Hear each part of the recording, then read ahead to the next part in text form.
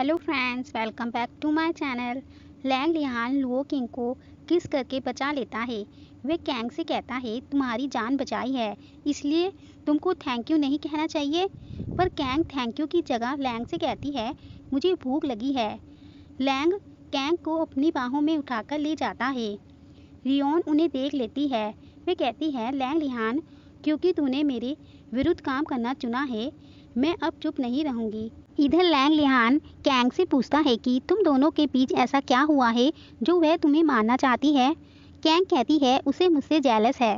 Lang कहता है वह एक अमीर परिवार की प्यारी बेटी है, तुम एक बहुत बड़े कर्ज में हो, किसी भी तरह से तुम सॉन्ग रियोन का मुकाबला नहीं कर सकती। कैंग कहती है ठीक है, तुम इतना स्पेसिफिक मत बनो, मुझे भूख लगी है। लैंग लिहान को भी भूख लगी होती है। वे दोनों एक साथ एक दूसरे को कुछ बनाने को कहते हैं। फिर वह दोबारा एक साथ कहते हैं मुझे नहीं पता कैसे बनाते हैं। देन लैंग कहता है तुम अपने छोटे भाई की देखभाल करती हो, तुम खाना बनाना नहीं जानती। कैंग भी लैंग लिहान से पूछती है तुम चांदी के चम्मच के साथ पैदा नहीं हुए थे, तो तुम खाना कैसे बनाना नहीं जानते। तभी बाहर कैंग का भाई चैंग बेल बजाता है। वह रोते हुए कहता है दीदी तुम यहाँ हो। वह अंदर आकर कैंग से कहता है मैंने तुम्हें ढूंढ लिया, तुमको पता है खिड़की से कूदने के बाद मैं बाहर निकल गया। मैं तुम्हें बचाने के लिए वापस आया तो तुम कार में बैठकर चली गई, मैं तुम्हारे पीछे भागता रहा। वह रोते रोते कहता है मुझे बहुत खुशी है कि तुम ठीक हो। तुम्हें पता है वहाँ मेरे लिए इतने आदमी थे, उन्होंने मुझे खाना या पीने को कुछ नहीं दिया और उन्होंने मुझे अब्यूज़ भी किया, मैं नर्क से गुजरा। कैंग अपने भाई को चुप कराते हुए पूछती है क्या तुम खाना बना सकते हो। चैंग चुप होते हुए हाँ करता है। देन वह तीनों खाना खा लेते हैं। लैंग लिहान चैंग को वापस जाने को कहता है क्योंकि अब देर हो गई है। चैंग अपनी बहन कैंग को चलने को कहता है तो लैंग मना करता है वह नहीं जाएगी। चैंग कहता है मैं समझ गया, तुम मेरे ब्रदर इन लॉ हो, मतलब देवर हो। लुओ कैंग कहती है अपने शब्दों पर ध्यान दो, मैं उसकी। तभी लैंग कहता है ये मेरी नौकरानी है, यही सही बात है ना। कैंग कहती है जी मालिक। लैंग लिहान वहाँ से जाने से पहले कैंग को बिस्तर ठीक करने को कहता है और चैंग को बाय बोलकर चला जाता है। चैंग लुओ कैंग से पूछता है क्या चल रहा है। कैंग कहती है उसने तुमको जाने के लिए कहा है, मैं कुछ भी नहीं कर सकती। चैंग कहता है लेकिन हमारा घर तबाह हो गया है, मैं श्योर हूँ कि कोई मेरी हेल्प नहीं करेगा। दीदी तुमने किसके साथ गड़बड़ की। कैंग कहती है तुम लिटिल बॉय मुझसे सवाल पूछना बंद करो। चैंग अपनी बहन को कहता है मैं बस तुमसे 6 मिनट 24 सेकंड छोटा हूँ।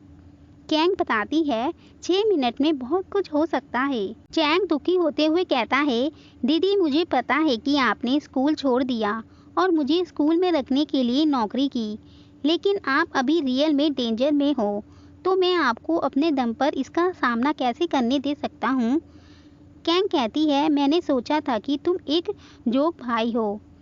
चैंग फोन में देखकर कहता है लैंग लिहान तो लैंग ग्रुप्स का प्रेसिडेंट है, अगर आप दोनों मैरिज कर लोगे तो क्या वह मुझे साइकिल खरीद कर देंगे। मैं हमेशा अपनी साइकिल चाहता था। कैंग कहती है वह चाहता है, तुम भी चाहते हो, पैकअप करो और जाओ। तभी लैंग वहाँ आता है। वह कहता है तुम अभी भी यहाँ क्या कर रहे हो। सांग रियोन ने एक जाल बिछाया, लेकिन गलती से म्यू नानचेन फंस गया और तुम वहाँ से भागने में सफल रही और उसकी योजना का पता लगा लिया, तभी वह तुम्हें मारना चाहती है। कैंग कहती है तुम्हारी इमेजिनेशन बहुत अच्छी है। लैंग लिहान कहता है अगर सांग रियोन यही हासिल करना चाहती है तो वे सांग ग्रुप का अंत हो सकती है। लुओ किंग बोलती है अब तुम मानते हो कि उसने मुझे फंसाया, लेकिन जैसा कि तुम जानते हो मैं एक चालाक लड़की हूँ। लैंग लिहान बोलता है तुम्हारी याददाश्त अच्छी है, हाँ तुम चालाक हो, लेकिन तुम किसी को नुकसान नहीं पहुँचाओगी, इसका मतलब है कि तुम स्मार्ट हो। कैंग ये सुनते सुनते सो जाती है। वे साइड चेंज करती है। लैंग उसे गिरने से बचा लेता है। देन कैंग पलटकर लैंग को पकड़ लेती है। लैंग लिहान कैंग को उठाता है पर वह नहीं उठती। लैंग लिहान को वैसे ही सोना पड़ता है। देन मॉर्निंग होती है। चैंग कैंग के लिए ब्रेकफास्ट बनाकर लाता है। चैंग कहता है दीदी मुझे याद है कि आपको पहले खाना बनाने में बहुत मज़ा आता था, अब आप खाना क्यों नहीं बनाती? कैंग कहती है, इतने बड़े अफसर युवाओं को ही पूछता है, आप ठीक से नहीं सोए है ना? लेकिन यह काफ़ी अजीब है। तो आउटेज के दौरान कुछ हुआ है? लैंग लिहान गुस्सा करते हुए कहता है, तुम क्या बातूनी नहीं हो रहे हो? तभी उसके फ़ोन में मैसेज आता है, जिंगबई होटल में मीटिंग के लिए आ जाओ। वह मैसेज मिस्टर सांग की तरफ से आया होता है। इधर वही मैसेज लैंग लिहान के लैपटॉप पर भी आता है, तो कैंग वह पढ़ लेती है। वे वहाँ से जल्दी से निकलती है। लैंग लिहान होटल पहुँचता है। तभी वहाँ सांग रियोन आती है। लैंग हैरान होता है। कैंग भी वहाँ पहुँच जाती है। केविन कैंग को रोकता है, मैं आपकी बार आपके चाल में दोबारा नहीं पड़ूंगा। प्लीज़ मिस्टर लैंग को परेशान मत करो। कैंग बताती है, तुम नहीं समझोगे, मिस्टर लैंग खतरे में हैं। केविन बता देता है, उनकी मीटिंग कहाँ हो रही है।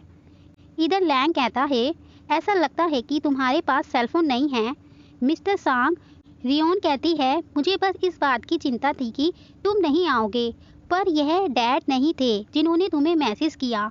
मैं यहाँ बिजनेस के बारे में बात करने के लिए आई हूँ, और यह एक ऐसा प्रपोजल है जिसमें तुम्हें डेफिनेटली बेनिफिट होगा। वे उसे ड्रिंक पीने को देती है। लैंग लिहान उसके प्रपोजल के बारे में पूछता है। रियोन बताती है, सांग ग्रुप लैंग ग्रुप के साथ कोऑपरेट करेगा, लेकिन एक शर्त पर। तभी बाहर लुओ किंग पहुंच जाती है। तभी रियोन कहती है, मुझे लुओ किंग दे दो, ये काफ़ी आसान है ना? लैंग लिहान बोलता है, मुझे पता है कि लुओ किंग कहाँ है और मैं तुम्हें उसे लेने दे सकता हूँ, लेकिन क्या तुम सांग ग्रुप की ओर से डिसीजन ले सकती हो? रियोन बोलती है, मैं कंपनी की बिजनेस में इंचार्ज नहीं हूँ, लेकिन डैडी मुझे प्यार करते हैं, तो ये कॉन्ट्रैक्ट डिफ़िकल्ट नहीं होगा। पर लैंग लिहान मना करता है, मुझे डर है, तुमने अपने आप खुद को ओवररोलेट किया है। लुओ किंग ये सुनकर कहती है, लैंग लिहान, यही करना तुम्हारे लिए ठीक होगा।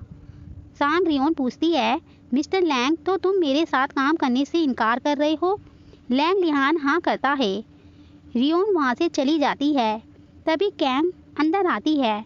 लैंग लिहान को लगता है सॉन्ग वापस आई है। कैंग कहती है, मुझे उम्मीद नहीं थी कि तुम इतने ईमानदार होगे। लैंग लिहान पूछता है, तुम यहाँ क्या कर रही हो? लुओ किंग बताती है, मुझे चिंता थी कि सॉन्ग रियोन तुम्हारा माइंड लूज कर देगी और तुम्हें मार देगी। लैंग लिहान कहता है, वो मुझे हार्म पहुँचाए, वो इतनी कैपेबल नहीं है। कैंग रियोन को कम ना समझने को कहती है। तभी रियोन वहाँ आ जाती है। कैंग लैंग लिहान के पीछे छिप जाती है। वे कहती है, वे सही है मिस्टर लैंग, तुमको उसकी बात सुननी चाहिए। लैंग लिहान रियोन से पूछता है, क्या तुम्हारा यहाँ कुछ रह गया है, तुम्हारा अहंकार या मूर्खता? रियोन कहती है, लुओ किंग, तुम्हें लगता है कि तुम लैंग लिहान के पीछे छिपकर सुरक्षित हो, और तुम मिस्टर लैंग, थैंक यू, तुम सांग ग्रुप के अगेंस्ट एक्टिंग करने में सफल रहे। कैंग कहती है, सांग रियोन, मुझे पता है ये तुम ही थी जिसने गलती से म्यू नानचेन के खाने में ड्रग मिलाया था। तुमको लगता है कि लोग तुम्हारी बातों का विश्वास करेंगे?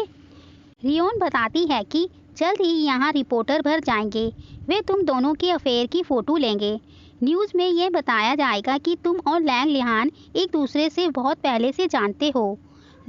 लैंग ग्रुप हमेशा म्यू ग्रुप का कॉम्पिटिटर रहा है, इसलिए लैंग लिहान ने समय आने पर अपने प्रेसिडेंट को नुकसान पहुंचाने के लिए कैंग को भेजा। वे उनसे पूछती है, तुमको ये मकसद कैसा लगा? लैंग लिहान कहता है, तुम एक वंडरफुल स्क्रिप्ट राइटर हो, फिर भी तुम्हारे लिए कोई रोल नहीं करेगा।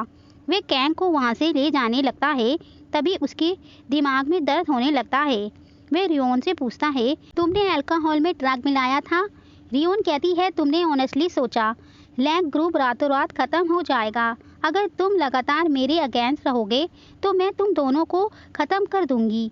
वह उन दोनों को कहती है, इसे एंजॉय करो, यह मेरी तरफ से लास्ट गिफ्ट है तुम्हारी अंधेरी लाइफ होने से पहले। वह वहाँ से चली जाती है और दरवाजे को बाहर से लॉक कर देती है।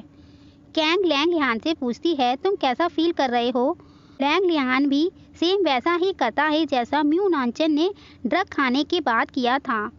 कैंग लैंग लिहान को कहती है, रिपोर्टर यहाँ आकर हमारी फ़ोटो लेंगे, जिससे तुम्हारा करियर ख़त्म हो जाएगा, मेरी भी लाइफ ऐसी ही हो जाएगी। इधर रिपोर्टरों को होटल में आते हुए दिखाते हैं। लैंग लिहान को होश आ जाता है। वह पूछता है क्या हुआ। लुओ किंग बताती है सांग रियोन ने रिपोर्टरों को यहाँ भेजा है, वे जल्द ही यहाँ होंगे। कोई फर्क नहीं पड़ता कि हम क्या कर रहे हैं, पर एक बार हमारी उनके पास तस्वीरें होंगी तो हम खत्म हो जाएंगे। म्यू नानचेन अभी कोमा में है, कोई भी उसे रोक नहीं पाएगा। वह मेरी जान ले लेगी और तुम्हारी कंपनी खत्म हो जाएगी। तुम्हारा बदला पूरा नहीं होगा। लैंग यान कैंग को बाथरूम में छिपने को कहता है, पर कैंग कहती है ये सब बेकार है, वे हमें मौका नहीं देगी। हमारे पास केवल एक ही रास्ता है। लैंग पूछता है वे क्या है। क्या तुमको याद है मैंने कहा था कि ये सब स्टार्टिंग से शुरू हो जाएगा, बस तुम मुझे मार डालो और सब कुछ फिर से शुरू हो जाएगा। इधर रिपोर्टर आगे बढ़ते हैं। सांग रियोन बाहर खड़े बोलती है लुओ किंग इस बार तुम फिर से नहीं बच सकती। कैंग कहती है मैं तुमसे झूठ नहीं बोल रही हूँ। लैंग लिहान मना करता है तुमने मुझसे बहुत बार झूठ बोला है। कैंग बताती है नहीं मैं झूठ नहीं बोल रही, सब ऐसा होगा जैसे कभी हुआ ही नहीं। लैंग लिहान पूछता है क्या मैं तुम्हें भूल जाऊंगा। लुओ कैंग बोलती है तुम्हारे पास अभी भी गुड इमेजिनेशन है। इधर मुंह नानचेन को दिखाते हैं। रिपोर्टर आकर जैसे ही दरवाज़ा खोलते हैं, कैंग वैसे ही लैंग के हाथों से खुद को मार लेती है। सडनली वह दूसरी जगह पहुंच जाती है और उसका लुक भी चेंज हो जाता है। देन इधर लैंग यान भी अपने घर पहुंच जाता है। इधर कैंग एक कार से टकरा जाती है। वे कार में से म्यू नानचेन निकलता है। इसी पर ये पार्ट 4 एंड होता है। Thanks for watching.